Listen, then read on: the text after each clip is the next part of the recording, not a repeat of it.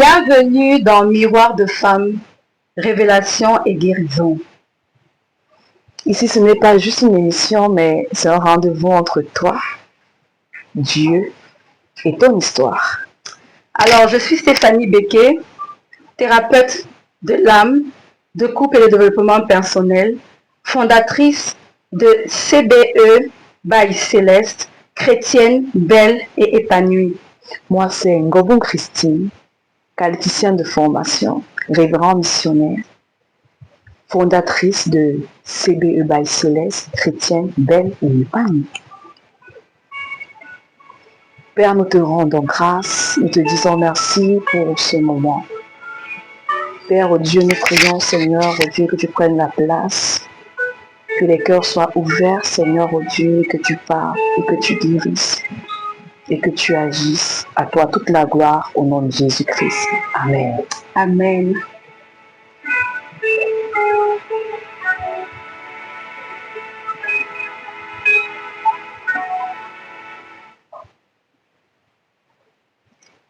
Alors, et si je te disais que ce que tu vis aujourd'hui, que ce que tu traverses dans ta vie aujourd'hui, ce n'est pas un hasard. Si tes blessures, tes rejets, tes colères avaient déjà été vécus, compris et transformés, à travers la vie des femmes de la Bible, nous allons, lors de ces émissions, mettre des vérités à jour. Ce seront des histoires qui certainement vont ressembler à ce que tu as vécu. Tu vas certainement te reconnaître dans les douleurs que ces femmes-là ont éprouvées. Mais le plus important, c'est que tu vas aller dans le chemin de la guérison. Ici, on ne masque pas la réalité, on ne cache pas ses blessures, tout au contraire, on les confronte avec la vérité de Dieu. Alors, parce que chaque femme a une histoire, mais qu'aucune histoire de femme brisée ne peut dépasser la main de Dieu. Parce qu'il dit dans sa parole qu'il est venu pour guérir les cœurs brisés. Alors, ce soir, ce n'est pas juste une rencontre. Non, ce soir, c'est un moment que tu vas passer entre toi et Dieu. Un moment où tu vas guérir. Un moment où tu vas te révéler à toi-même.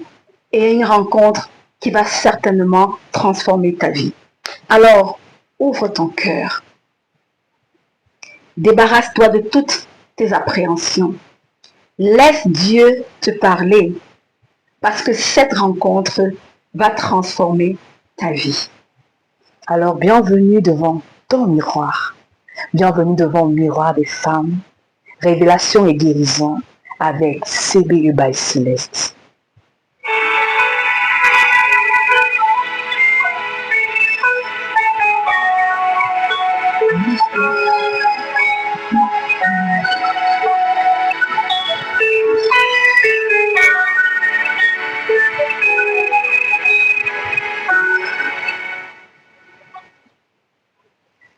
Alors Christine, aujourd'hui nous allons aborder un sujet d'actualité, un sujet très intéressant. Nous allons parler aujourd'hui de l'instabilité relationnelle. Et pour soutenir ça, nous allons voyager au travers de l'histoire de la femme samaritaine. Alors si tu ne connais pas l'histoire de la femme samaritaine, je t'invite à la découvrir dans la Bible, dans le livre de Jean, le chapitre 4, les versets 1 à 42. Tu pourras le faire tout de suite après l'émission si tu veux, mais pour l'instant, ne quitte pas et écoute le résumé que nous avons préparé pour toi. La femme samaritaine, comme son nom l'indique, elle vient de la Samarie. Et un jour, sous un soleil fort, elle décida d'aller puiser de l'eau dans un puits. À un moment où personne n'allait la voir, où elle devait être seule. Parce que je sais que toi, comme moi, on ne puise pas l'eau quand il fait chaud. On attend quand il fait jour au lever du soleil ou au coucher du soleil. Voilà. Et ce jour-là, elle ne savait pas qu'elle allait rencontrer quelqu'un. Ce jour-là, Jésus voulait la rencontrer. Alors Jésus s'est rendu aussi au puits et lui a demandé, il a posé une question. S'il te plaît, femme, donne-moi de l'eau. Et elle était surprise, étonnée parce que Jésus était juif et elle était samaritaine. Et à l'époque, les juifs et les samaritains ne se mélangeaient pas. Donc elle était confuse qu'un homme d'abord l'aborde parce que comme elle fuyait les gens pour venir puiser de l'eau. Et en deuxième lieu, elle était surprise qu'un juif lui demande de l'eau. Alors elle réplique. Et Jésus Christ insiste. S'il te plaît, je veux de l'eau. Elle aussi encore réplique. Jésus lui dit, est-ce que tu sais même qui te demande de l'eau? Parce que si tu savais qui te demandait de l'eau, c'est toi qui aurais couru pour me donner de l'eau. Parce que moi, l'eau que je donne, quand tu la bois, tu n'as plus jamais soif. Alors que c'est aussi, lorsque tu la bois, tu as encore soif. Et cette dame-là a été tellement attentive. Et là, son cœur a été captivé par Jésus.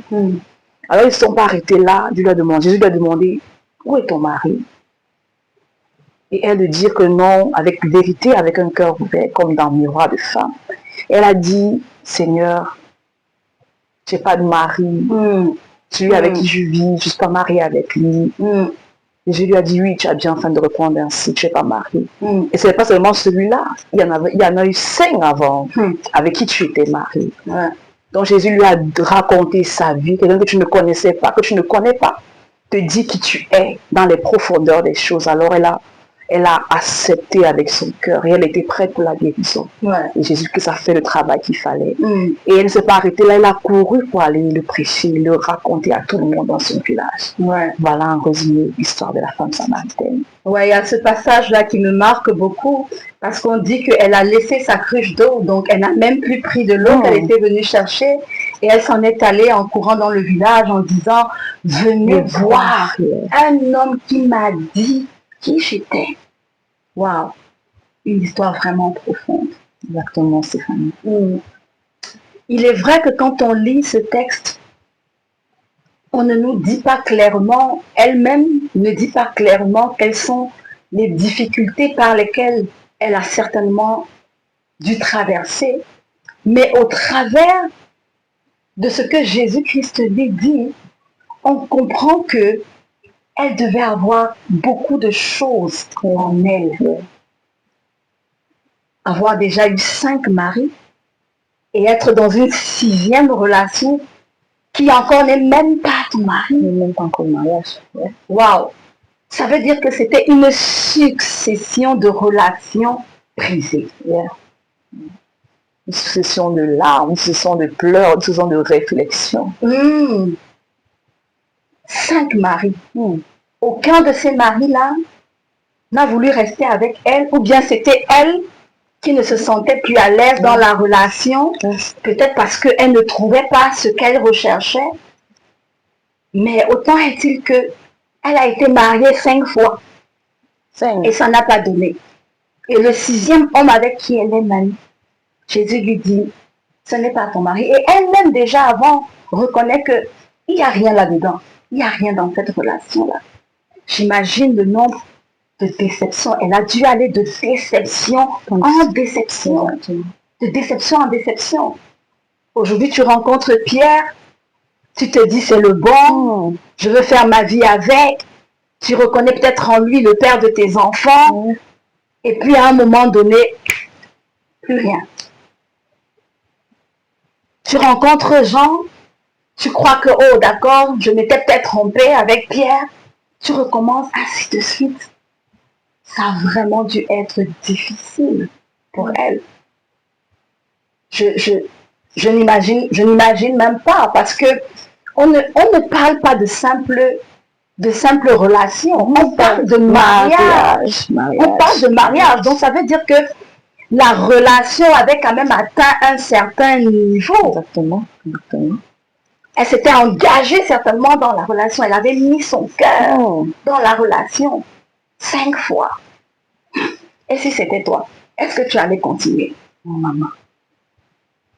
Mais quand je pense à moi, en regardant son histoire,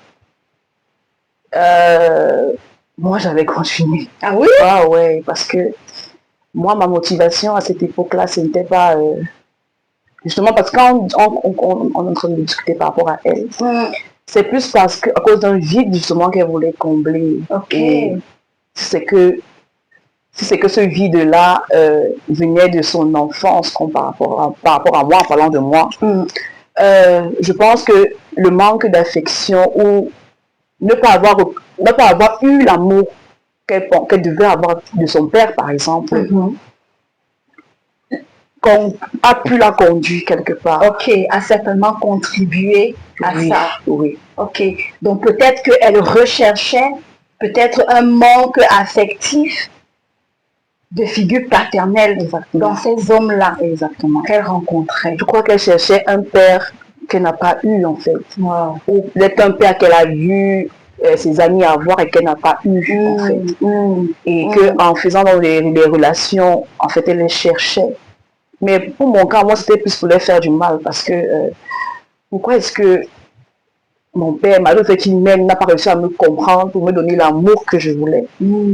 Et donc, pourquoi un homme mérite d'avoir de l'amour aussi? Donc, pour moi, c'était une forme de, je vais dire, de colère ou de rage.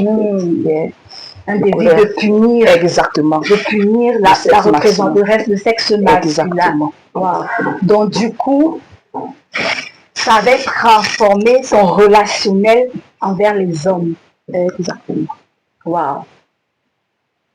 Donc, quand on regarde un peu ça, je reviens encore à la femme samaritaine, je me dis, certainement après chaque déception, son identité a dû en pâtir.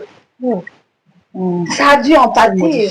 Oui, après la première rupture, il y a certainement un fragment de son identité qui a été brisé, la deuxième, ainsi de suite, jusqu'à ce qu'elle devienne cette femme-là qui rase les murs. Et la société, à ce moment donné-là, c'est sûr qu'on la montrait du doigt.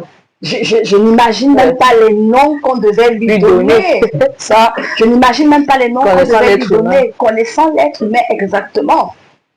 Et maintenant, certainement, elle devait se voir maintenant dans le regard des autres. Waouh! C'est fou ce que on peut rester avec. Les blessures, ça ne se voit pas toujours. On le garde intérieurement, mais ça nous change complètement. Ça change notre façon de faire, ça change notre façon d'être avec autrui et ça change encore notre façon de nous voir. Et comme tu parlais, ça change la façon le regard des hommes, des êtres humains sur nous change de façon d'être. Moi, c'était plutôt le regard de moi face à moi. Ok. Parce que moi, j'étais déjà enfant de Dieu. C'est le regard de moi face à moi qui m'a...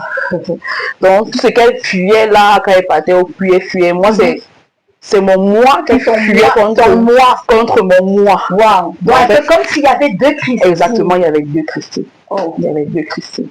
Wow, wow. Et dis-moi comment tu as fait? Comment tu as fait pour m'en sortir maintenant? Oh là là. C'est justement comme cette histoire de la femme samaritaine, en fait. Comme je disais, j'étais enfant de Dieu, ce qui fait que tu as le Saint-Esprit qui te dit là où tu mets ton pied là, ce n'est pas ça. Là où tu mets ton pied là, ce n'est pas ça. Mais tu as ton doigt qui a son contrôle, qui a son désir, voilà. Ouais. Et puis, un jour, tu arrives au niveau où le puits est tellement déjà grand, le puits est tellement déjà énorme, tu as du mal maintenant à respirer, à suffoquer, tu as du mal à trouver la porte, tu as du mal à savoir comment faire. Tu étouffes en fait, j'étouffais à l'intérieur de moi. C'était déjà au niveau où je ne pouvais plus. Wow. Donc soit Dieu me reprenait ou je me donnais la mort, soit je revenais sur la ligne de Dieu dans ma vie et je laissais Dieu faire la transformation dans mon cœur.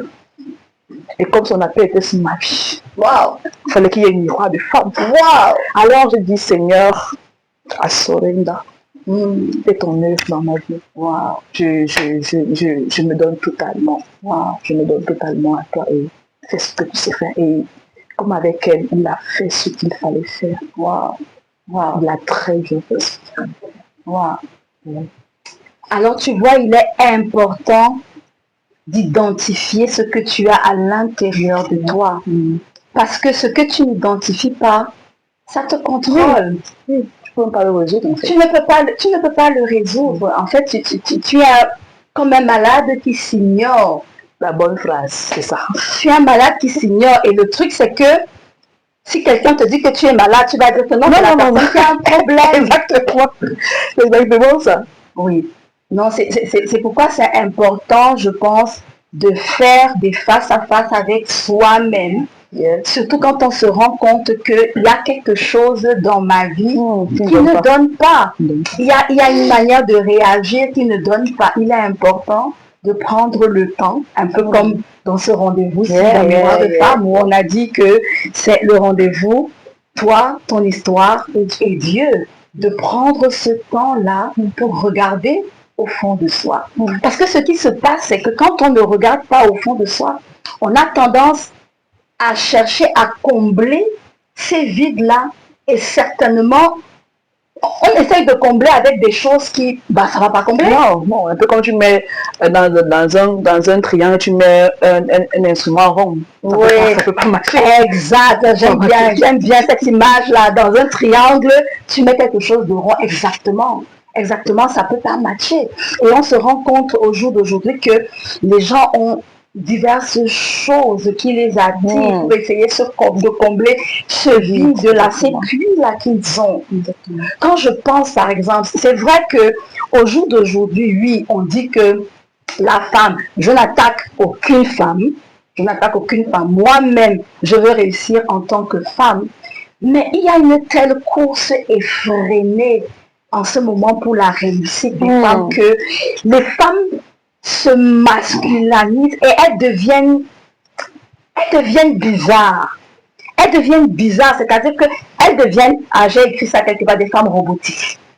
Parce qu'à tout prix, elles veulent réussir, parce qu'elles se disent que la réussite va les amener à un niveau de la société où elles pourront avoir ce qui leur manque. Mais on se rend compte que ça ne donne pas. On est toujours en train de courir après plus. Tu as ce niveau aujourd'hui, demain tu veux, et parfois tu t'oublies dans l'histoire, tu oublies les gens qui sont près de toi, ton mariage, tes enfants, parce que tu cours derrière la réussite, derrière le matériel. Oui. Je pense aussi que l'apparence aussi, il doit y avoir aussi certaines personnes, certaines femmes qui commencent à mettre un focus dans leur apparence pour essayer de combler le vide. Oui.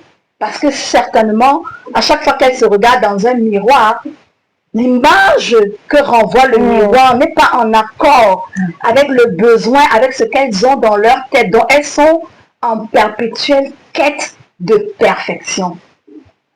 Ouais. Ça me rappelle quand on a commencé à faire la thérapie. Alors qu'il fallait arranger Christine belle à l'extérieur, Christine belle à l'intérieur. Ouais, tu te rappelles cette phrase-là. C'est exactement ça. En fait, on se dit qu'en s'habillant bien, en mettant le make-up et tout ça, on règle ce qu'il y a à l'intérieur. Mais pourtant, non.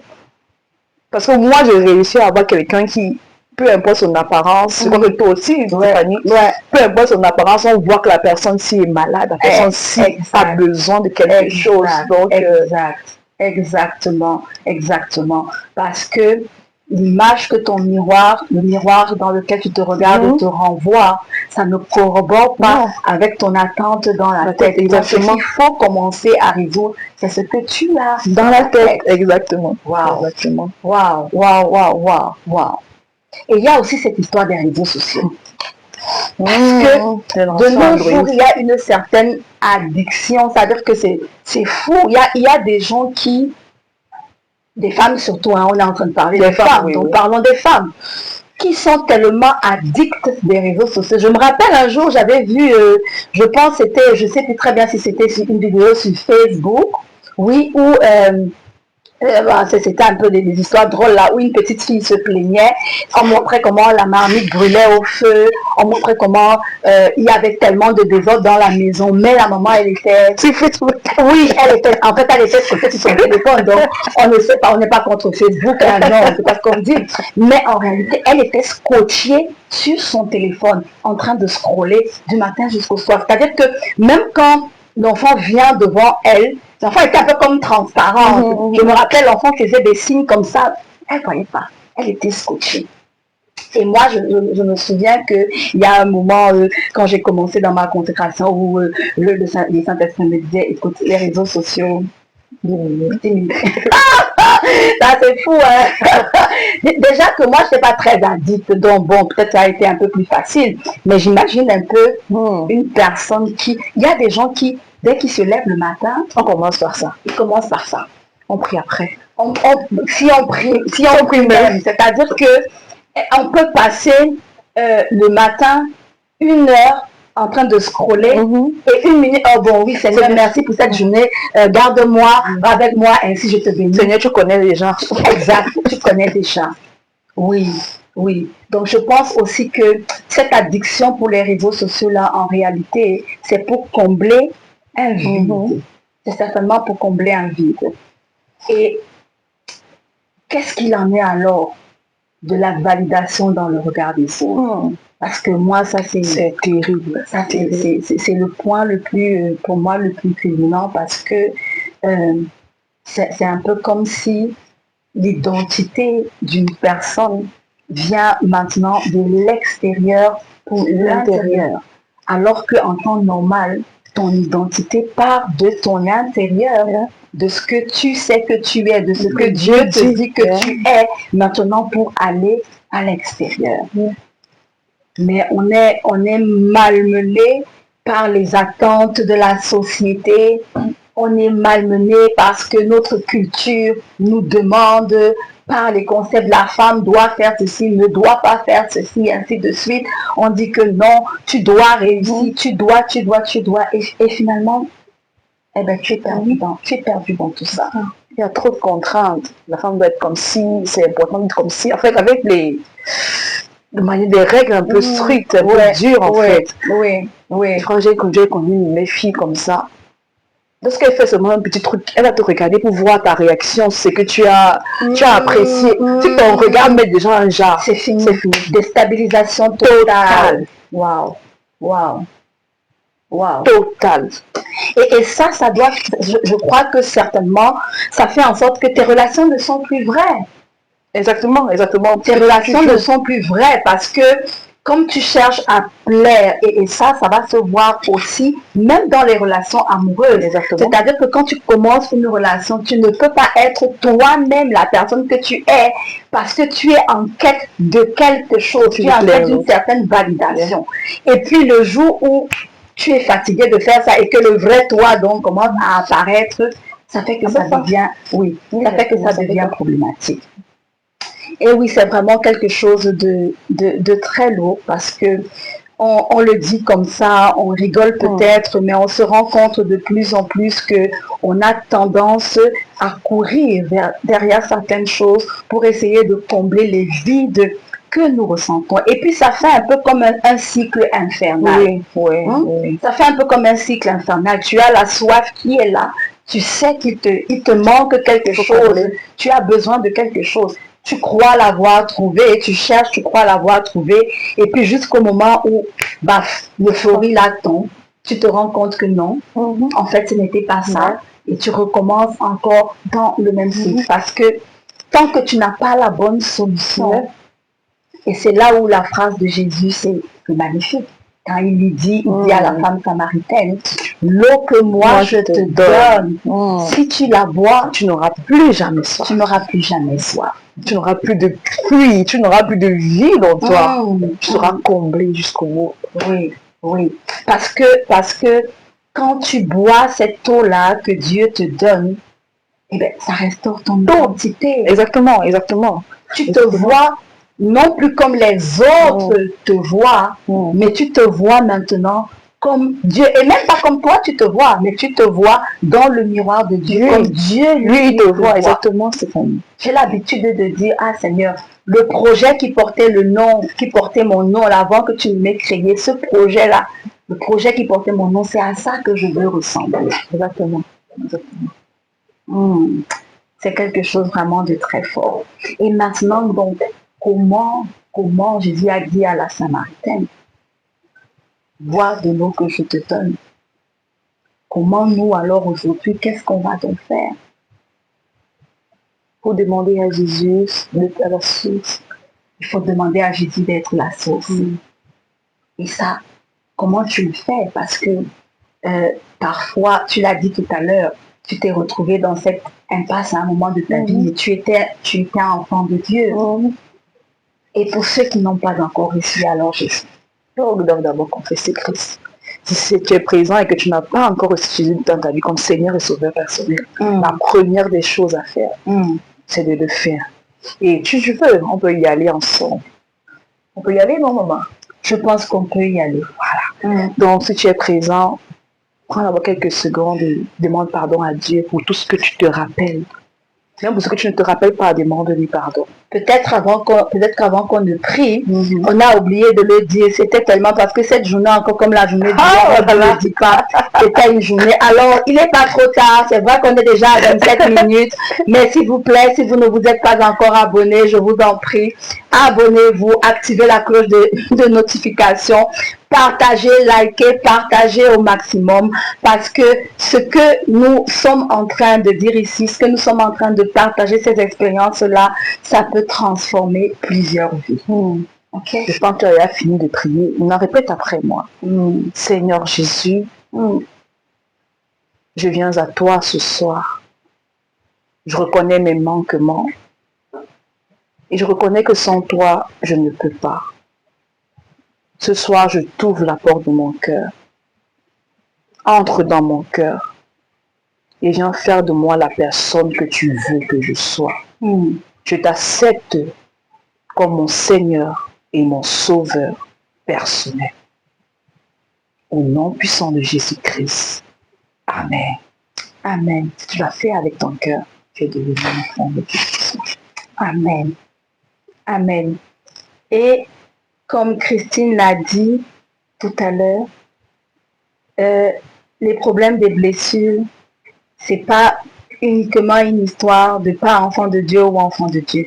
Tout le monde passe par là. Alors, si tu fais l'examen de ton être intérieur et que tu te rends compte que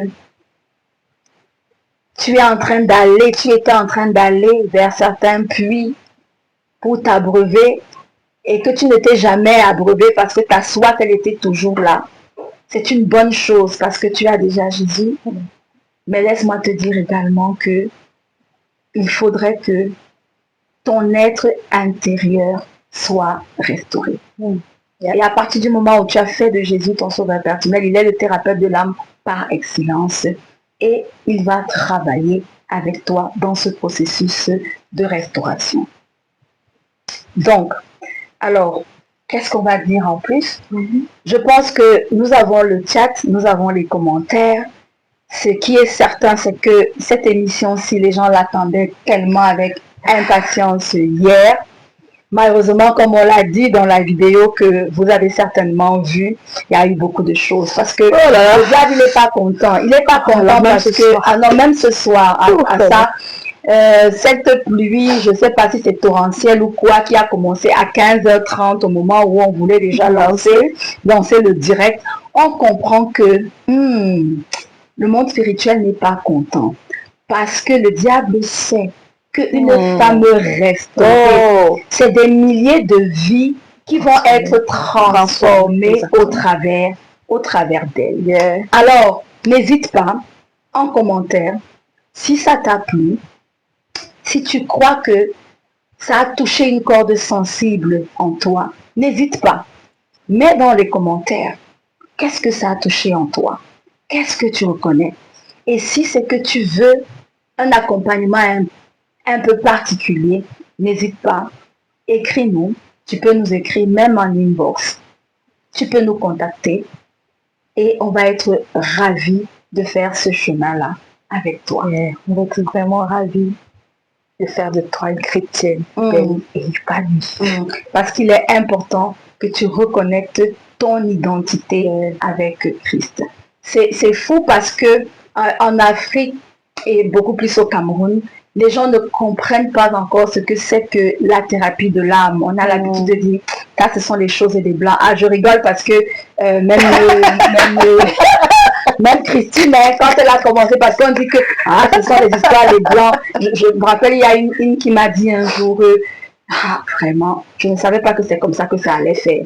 Je venais ici, je pensais que, mais vraiment ce que j'ai découvert, oui, il est important que tu aies un équilibre entre ton corps, ton âme et ton esprit. Exactement. C'est très important qu'il y ait cet équilibre-là. Si tu n'as pas cet équilibre, tu auras beau atteindre un certain niveau même d'onction, ça je parle pour ceux qui sont déjà depuis longtemps enfants de Dieu, tu auras beau atteindre un certain niveau d'onction, quand ton être intérieur a des problèmes, il va être très difficile pour toi d'avoir le caractère de Christ. Et l'onction sans caractère de Christ, c'est beaucoup de dégâts. C'est beaucoup de dégâts. Alors nous t'invitons, sens-toi libre, chaque mercredi à 17h. C'est ça? Ou 18h. Mettons 18h. 18h. C'est l'heure que nous avions annoncé. 18h. Alors chaque mercredi, ne rate pas un épisode de cette émission Miroir des femmes parce que ça va transformer ta vie. Alors, on le dit encore une fois, si tu ne t'es pas encore abonné, parce que certainement, beaucoup vont regarder cette vidéo quand elle va être mise en ligne. Elle va être mise en ligne directement après. Beaucoup vont la regarder. Si tu n'étais pas encore abonné, on t'encourage. Abonne-toi, like, partage au maximum et surtout, active la cloche des notifications pour ne rien rater. Alors, c'était... On doit se séparer. Oui, on n'a pas envie de se séparer, mais on doit se séparer. Mais on se sépare de toi sur cette note-là. Tu es aimé.